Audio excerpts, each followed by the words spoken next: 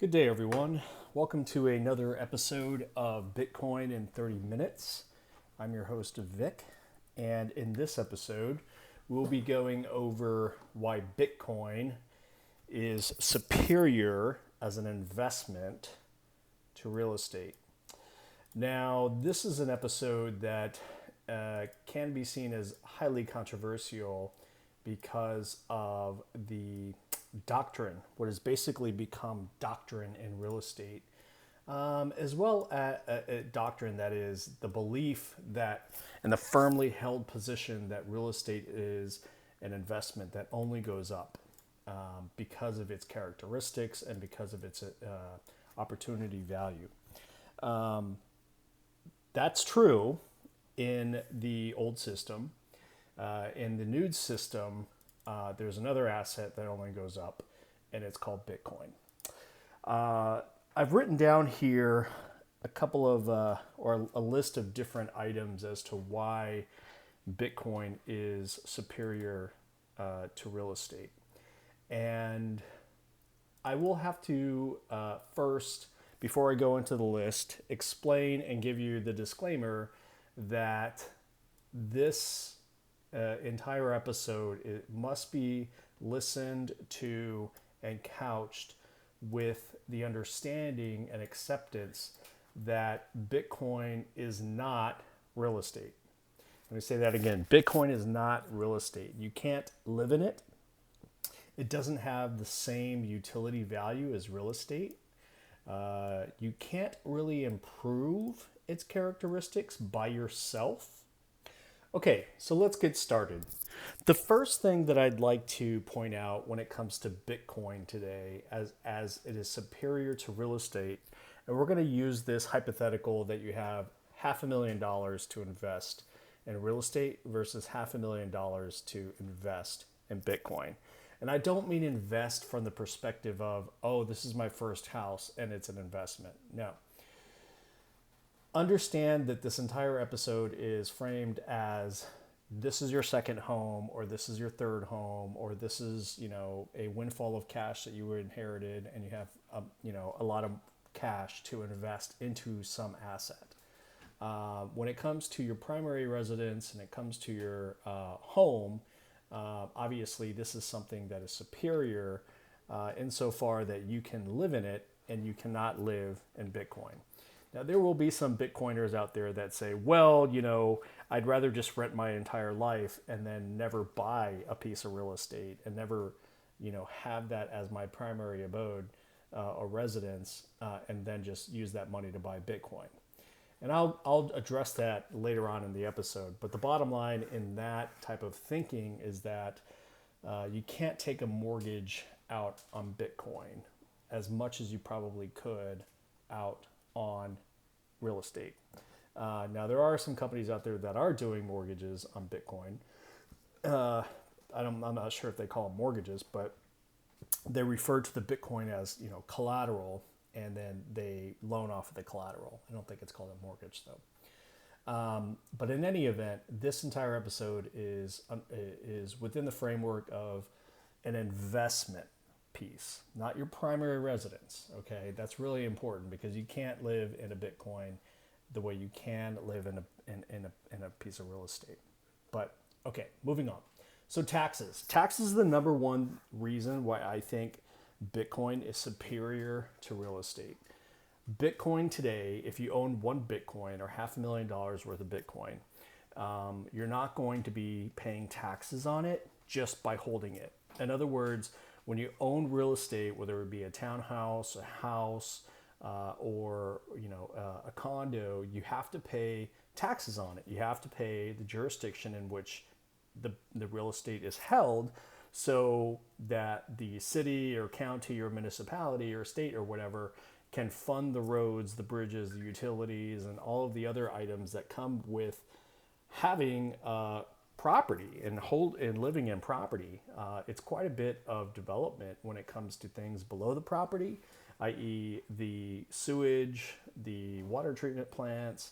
I mean, building a town is expensive. You got waste disposal, and so the taxes that go into owning an investment property is considerable, considering the fact that Bitcoin, $500,000 worth of Bitcoin today would get you about 5 Bitcoins, because Bitcoin is about $98,000 right now. So it'll get you like maybe 5.1 Bitcoin or something, or 5.01 Bitcoin today. For the duration today of holding Bitcoin, you're not paying any kind of property taxes on that holding. So that's huge. Now that could change in the future, and I think a lot of folks in the Bitcoin community don't think about that. You know, the legal jurisdiction, whether it be your state or whether it be your nation or whether it be your county, they could, if they wanted to, impose a tax on Bitcoin holdings. Now this is a huge problem, I think, because if they were to do something like that, then people would definitely vote with their feet and move to a different jurisdiction rather than pay the tax, a holding tax, just for holding Bitcoin. The second item I think that's really interesting when it comes to Bitcoin versus real estate is the maintenance. And this is huge. The maintenance is absolutely $0, zero cost for Bitcoin. So if you were to put $500,000 and buy 5 Bitcoins, those 5 Bitcoins are good forever, basically, with zero maintenance. So the cost to hold is infinite. Well, I don't want to say infinitely lower, but the cost to hold is zero. Whereas real estate, $500,000 of a home, again, an investment home, the cost to hold would be, I don't know. I mean, it depends on the variables in terms of how old the real estate is.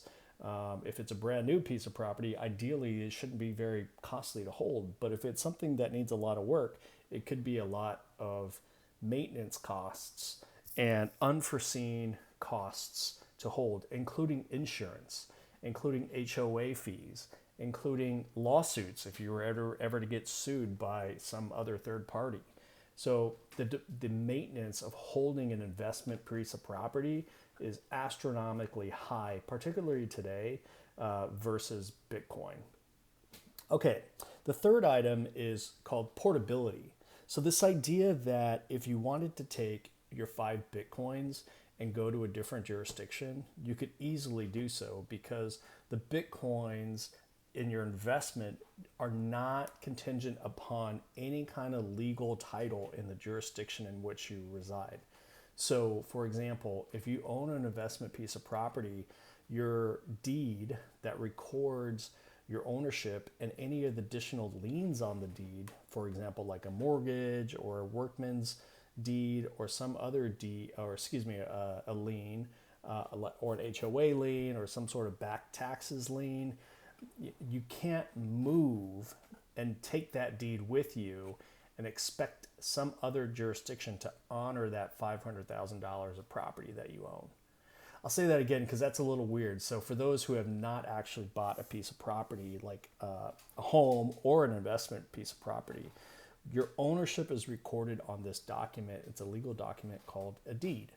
And then there are all these like second and third and fourth and fifth parties that have liens. A lien is basically another legal document that is literally placed on top of the deed, or later in the filing, in the files after the deed, that shows the county and all other next buyers that they need to get paid first before they need to get paid because you owe them money and you've used your real estate as collateral for the loan. The loan being the money to buy the piece of property. So it's all legalese, but at the end of the day, a lien is something that burdens your deed. It basically says, hey, I can't do what I want with my deed because there are all these like calls and burdens that are placed on the deed that must be paid off in order for my deed to be released. And so as a consequence to that, you cannot just move to a different jurisdiction and sell your property. It's just not possible. No buyer is going to buy $500,000 worth of real estate without doing their due diligence and research on the deed. So going back to the initial reason, the portability aspect or the nature of investment property, the portability is not as great as it is with Bitcoin. The portability with Bitcoin is as easy as it depends on how you want to move with your Bitcoin. First of all, the Bitcoin is on a global decentralized blockchain, the strongest computing blockchain in the world, with the most computers that secure the network, but also the actual release of the Bitcoins from your address, your digital address, to a different address. Those private keys could be written down somewhere in a very safe place. They could be, memorized in your brain. You could encode them into a book and take them with you to the airport, and nobody would know the difference between your private keys and a regular book. So this idea that you could move $500,000 worth of value literally as easy as just putting it in a book, or maybe even putting it in your iPhone case or something, is just way easier and simpler than having a deed and all the legal problems that come with that. So kind of going back to the next item, which is legal jurisdiction. So when you have a investment property, you're buying it at a location. So it's corporeal, it's physical, and so as a consequence to that, you have legal implications. Something could be like, for example, I thought about buying a place, up the road over here, and there's a big cell phone tower right next to it. And the cell phone company has what's called an easement over the property to get to the cell phone tower. So first of all, there's a cell phone tower, right? So people could say, okay, well, I bought this property, but I didn't know that, AT&T and T-Mobile were going to build this cell phone tower right next to it. It totally depreciate the value of my investment property. So that's a problem that you have no power over. I suppose you can go and argue to the city council that, this property, this investment property, needs to maintain as a residential, and there, that we need zoning and yada yada yada. But the problem here is not so much that that these things are happening. The problem is that you, as an investor, now have $500,000 locked up in this investment property that has legal problems. That you perceive to be legal problems that have to be taken up through a legal process. You have to hire a lawyer, ideally. You have to argue to the city council. You have to, do additional research and due diligence on the cell phone tower. Now your property is burdened by an easement. And you have these trucks coming through and through. Maybe there was a hurricane that came by and it knocked down the cell phone tower. And so now you have these trucks going through your property. And so the legal jurisdiction and legal considerations of an investment property are huge. And they could be very, very costly. Not just the actual legal problem itself, but hiring a professional or a realtor or a land title company or an attorney to argue and protect your rights when it comes to the legal issues that your investment property could encounter in the future. The next item I think is very important is when you buy Bitcoin, there's really no middleman to extort you and to get their cut of your purchase. And what do I mean by that? Well, when you buy Bitcoin, ideally you do it through some sort of third-party broker. So there is a middleman in the middle, right? So usually it'll be Coinbase, or I think there's Kraken now. There's Gemini. I think there are some other, like Swan Bitcoin is another one. I mean, just this industry is just exploding, that all these third parties want to be in the middle between you and the mining company that's actually doing the Bitcoin mining. So there's really like multiple parties involved. It could be even a trustee involved as well, but somebody has the Bitcoin already in their hands. either a miner has it and you go directly to the miner and you buy the Bitcoin wholesale. This is what we call virgin Bitcoin, because it's basically brand new. The Bitcoin has only been attached to one public address, and it's never been moved from that one public address. And that one public address comes from a miner, someone who actually guessed the math equation correctly, and ta-da, they were awarded a Bitcoin for, having to participate in the network, expend power and time and energy to answer the math problem correctly, and then they get a Bitcoin. So that's the incentive mechanism with the Bitcoin network that I discussed in episode 1 of this podcast. But going back to the middleman, when you buy a piece of real estate, and I'm not a realtor, but I just kind of know certain things from my experience. When you buy a piece of investment real estate, you're dealing with an underwriter, somebody who's going to underwrite the loan for the amount of money that you're going to need to purchase that piece of real estate. You're going to need a law firm. So your law firm will do the transaction, the deed, to transfer the deed from the seller to the buyer, the new owner. You're going to need a realtor to help you find the best investment property that's going to meet your economic goals. You're going to need a home inspector to inspect the home.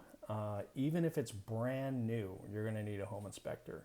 And then the home inspector, what's going to happen there is they're going to give you all these caveats as far as what they don't do. They don't do roofing. They're not specialists in roofing. They're not specialists in HVAC. They're not specialists in what else?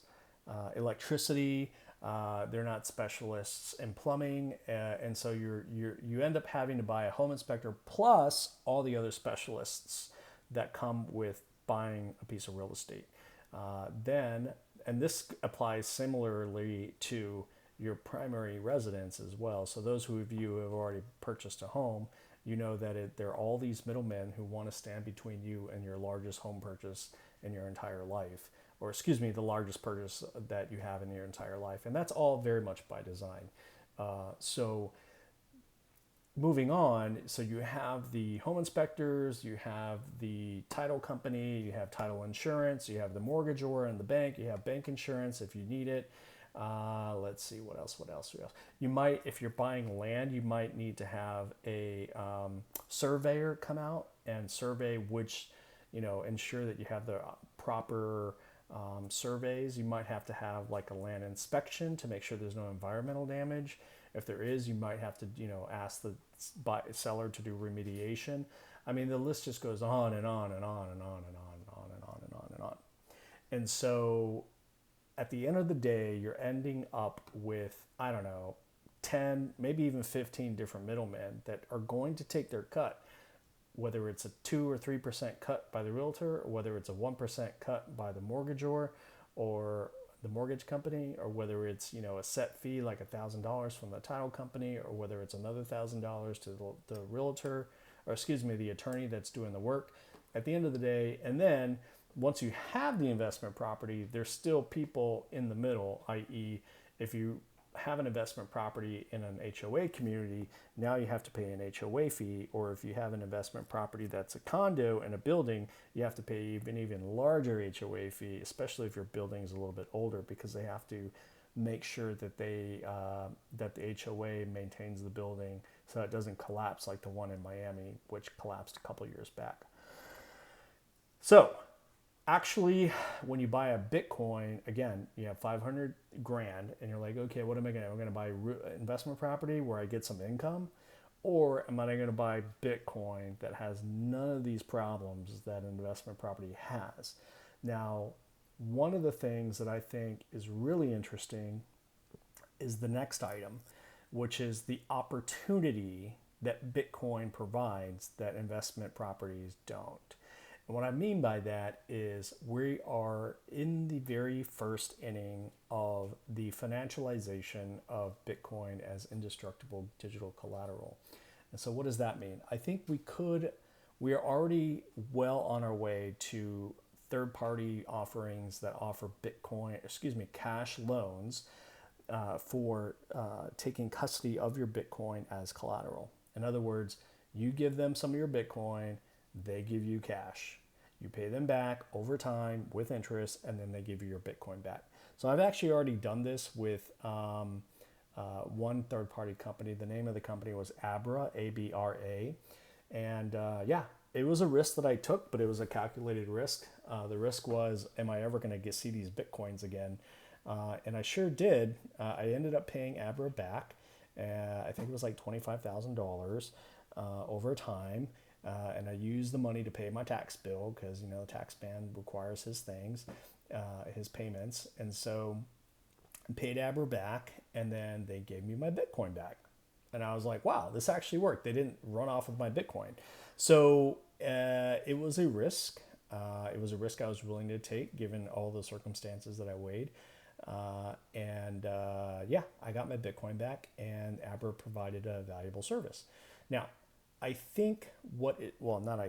know that real estate, investment properties have their own incomes as well, rents, right? So you rent the property out, you do a 2-year lease, a 3-year lease, you get income, right? But then you have to consider all the other things that I just previously mentioned: taxes, maintenance, depreciation of the quality, the legal jurisdiction, and the middlemen, and all the things that come with owning an investment property. So think about that. Do your own research in terms of whether or not it makes sense for you. I think at some time in the next 5 years, we will encounter a financial environment where Bitcoin will demand royalties. So what do I mean by that? Well, you may be familiar with what a royalty is.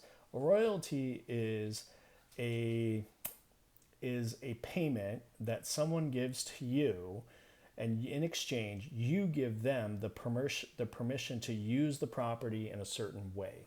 So, for example, like the singer formerly known as Prince, right? He had a lot of copyright issues on YouTube, and he wasn't getting any royalties from these people using his music and using his voice, and copyright infringement, right? And so he wasn't getting any of the royalties or any income from the use of that property. Then the property is his copyright. And so then he sued, he hired a company or a firm, and then, they went after the people who were violating his copyright. And then you can do the same thing with, oil and gas. So if you own certain types of land that has deposits of oil and gas, you can lease out the mineral rights to like Exxon or some other oil and gas extractor, and then you get paid royalties as a result of you leasing out those mineral rights for a certain period of time. And then whatever commodity oil or gas that they end up extracting from the ground, you get a certain percent of that, and that is called a royalty. And this is the most simplest terms that I can explain in like 5 minutes. So the idea here with Bitcoin is that I believe, and it's just as my speculation here, is that Bitcoin will start to become so rare yet so valuable that companies who want it, or companies who want to have that solid form of collateral on their balance sheet, whether it's be a company or whether it be a nation, will offer a royalty on the Bitcoin in exchange for their custody of the Bitcoin. So let's say, for example, I have a Bitcoin, right? And then the country of South Korea, in order to get a loan for the country, they need like 200 Bitcoins, right?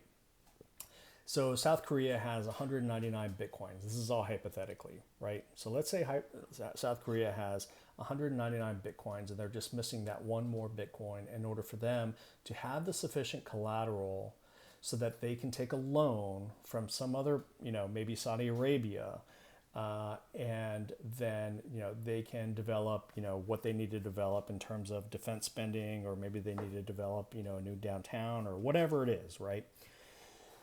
Now, what's going to happen, I think, is South Korea will put out a bid that says, okay, we're looking for 1 Bitcoin, and we are willing and able to pay a royalty off of that Bitcoin to whoever is able to promise that Bitcoin and send it to us.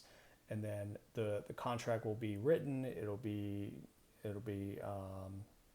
probably insured, and then the Bitcoin would move to South Korea Treasury. And I just pick South Korea. It could be any nation, I suppose. And then the original Bitcoin holder would then get a royalty off of the Bitcoin. So the royalty would be given to the Bitcoiner, the original owner of the Bitcoiner or the Bitcoin, over a period of 20, 30, 50 years or whatever. South Korea would get the money from Saudi Arabia or some other country, or maybe a private entity. The cash will be used to build South Korea's downtown, and the royalty will be given to the original Bitcoin holder, and that royalty will be derived from any kind of rents, income, increase of property value, or other taxes from the citizens of South Korea. So it'll basically be very similar to like an interest on a Bitcoin, but I don't think it'll be called interest, because legally it's not interest. I think it'll be much more along the lines of like a rent, but it can't be a rent because they're not really there's no embodiment of the Bitcoin. I suppose it could be a lease, but I think the most appropriate term will likely be a royalty off of the Bitcoin. So I think that's going to happen probably in the next 5 years. The last couple of items I think are, well, the last item is pretty dark, so I'm going to save that one for last. But the second to last item is that Bitcoin is absolutely finite, 21 million Bitcoins. And the only way to change that would be to get a consensus, a 51% consensus of all of the miners, which is considered the most decentralized mining computing exercise or experiment, if you will, in humankind. And they would all have to agree to increase the total amount of Bitcoins. And so a new blockchain will be created that would fork off of the old blockchain. And then we would have, 22 million Bitcoins. So I don't think that necessarily solves anything, though, because the extra million Bitcoins would be bought up so quickly that it probably wouldn't change that much in terms of the balance of power or the balance of holdings in the Bitcoin ecosystem. So I mention that because when it comes to real estate is not finite. I know there's a lot of talk in terms of whether it is or is not, that you can't build more land, but that's actually not really true. You can build more land. You can build a dock. You can put rocks into the ocean like China has. You can even build islands the way China has, or the way Abu Dhabi has, or even Japan. I mean, you can build more real estate. It's not impossible, and it has been done, and it probably will continue to be done. You can also build below, and you can also build up.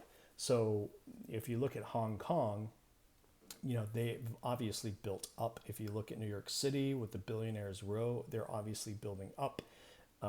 If you look at New York City again, they built down. I think there's like 3 or 4 levels of subway tracks there in New York City and also in DC. So this idea that real estate is finite is kind of misleading, I think.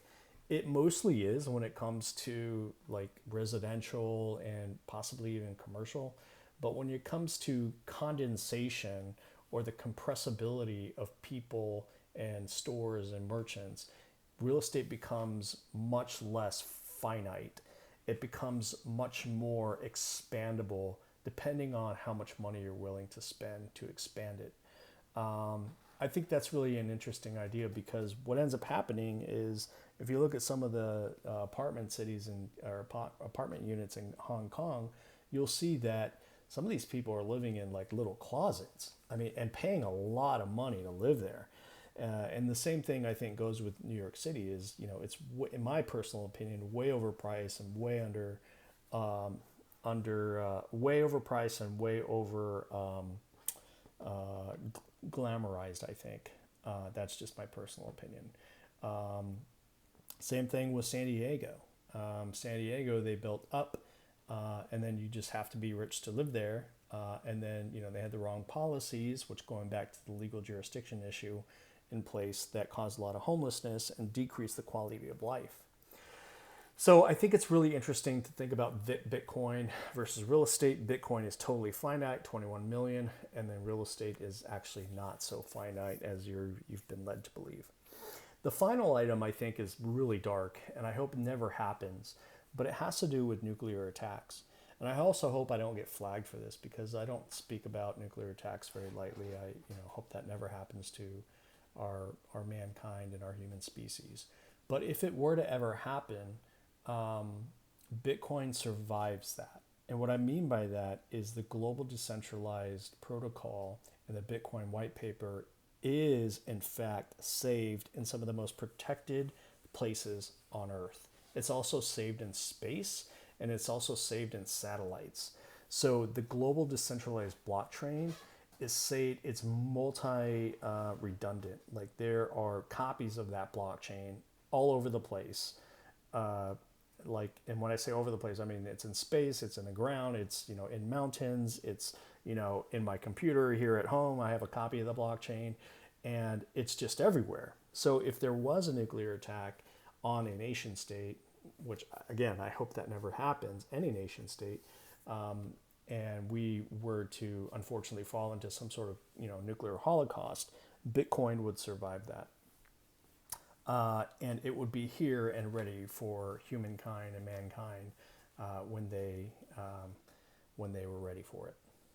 So that's it. That's all I have for this Bitcoin in 30 minutes. I hope that you enjoyed it. If you did, give me a like,